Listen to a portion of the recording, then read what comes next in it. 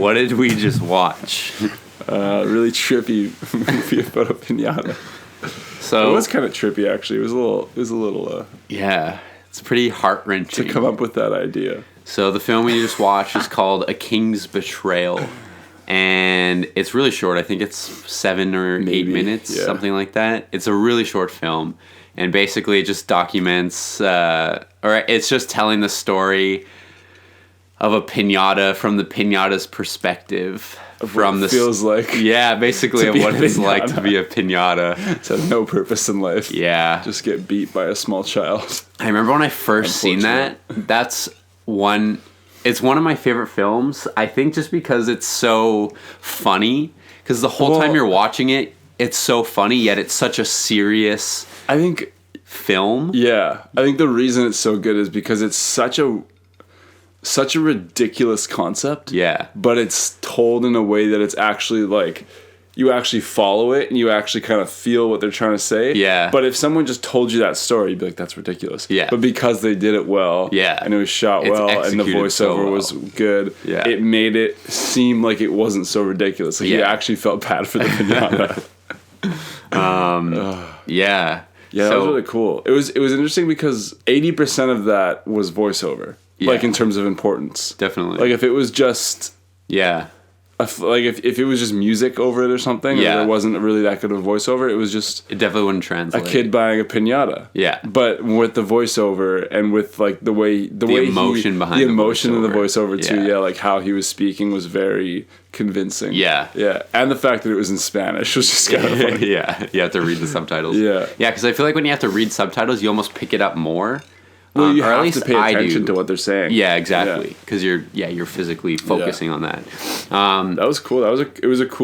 It's a cool idea, and kind of like what I just said. It's like one of the reasons it's so good is because it is a ridiculous idea. Yeah, but it turned out good. Yeah. So how do you feel like this film related to you? How do you feel like you related to the film? Tricky question. I don't think I did. I don't know. No? Like it's a cool film, but like I don't know how. I mean, like, I could, like, make up something. Right. Be like, yeah, I guess I could. But, like, there was nothing in the film that I was like, I felt that. It was just, like, the part that I felt was just how well they portrayed emotion from a piñata. Yeah. And I was so that was my thing. How good people are at personifying anything. And this just like, goes to the extreme of it's a piñata. Like the whole point of a piñata is to hit it with a stick. But then when you personify it and then you kind of put a personality behind it, it completely changes what a piñata is. Yeah, I think it's just for this one it was just purely impressed by the film.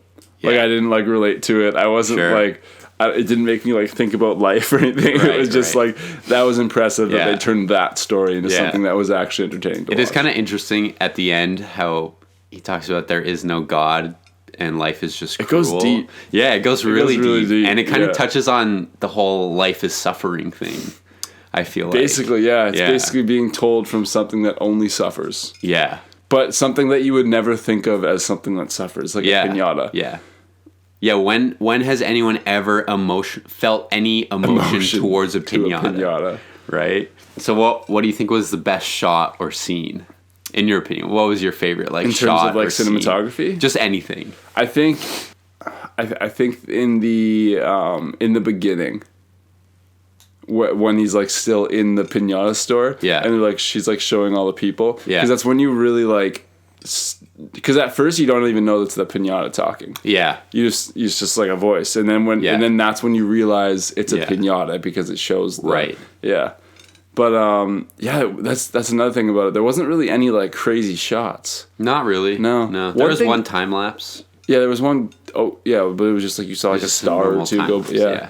But the only weird thing that I caught in the whole thing in terms of like how it was shot was when they walked into the house. for whatever reason, they like cut the sound and went just to like the noise of the house and like the lady walking through the house. I think that brings you into reality a little bit of the reality of the situation, because the piñata is so excited to be with this boy. Yeah. And, you know, he's so happy, but then when they cut the music like that, it almost takes you out of that dream state, and you're just like, oh yeah, it's just a piñata in a house. It's just an empty house. Yeah. Yeah. Because, I feel like it's really easy to get into... It does shock you. You're like, oh... Okay, now we're just like... Yeah, it like takes you out of that sort of dreamlike state with the music that's playing in the background. My favorite part was is when the mom or the servant takes the piñata, and he's just like talking about how he like fought so hard to escape, but then it's just a shot of him being carried because it's a piñata, right? Can't move. That's why the voiceover is so good. Yeah. I think that's like super funny. I fought so hard to escape, but her wintry grip, blah blah blah. So funny. What do you think was the most impactful part?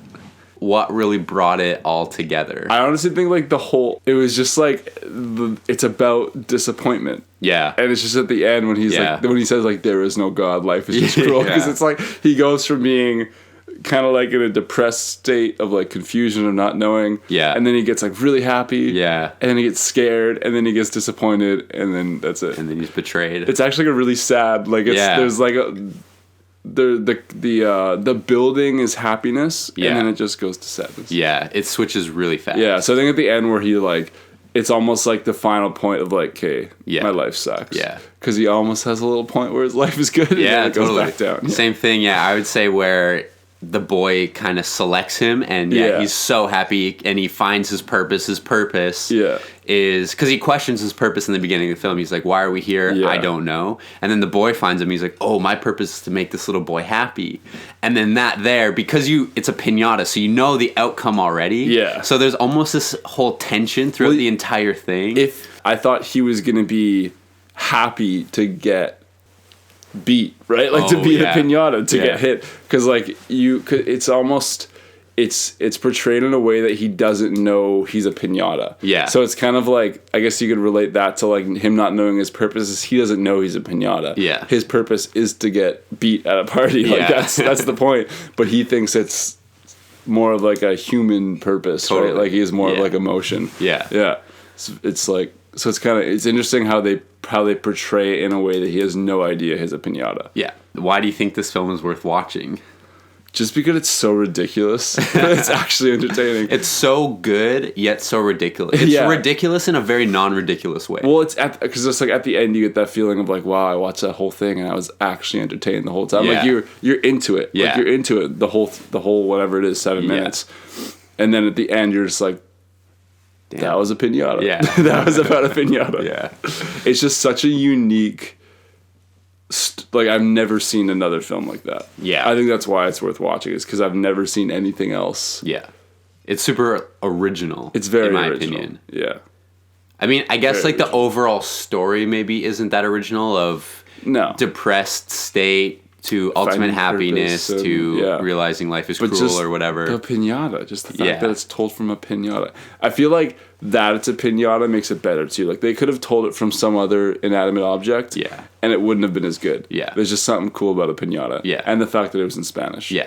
That's why it's so creative. Is because they just found this random thing that no one would ever think like twice about any sort of meaning behind. Like a toy or something? Maybe. Like something. But it has to be something with sort of a destruction in the end. It could be like a vehicle. Like you could tell about like someone buying a vehicle and then like getting in an accident or something and just getting a new vehicle. Yeah. Like, but it's hard to, like that's why it's impressive. It's hard to portray emotion that well to something that doesn't have emotion. Yeah. Yeah. Good job. What did it inspire for you, if anything?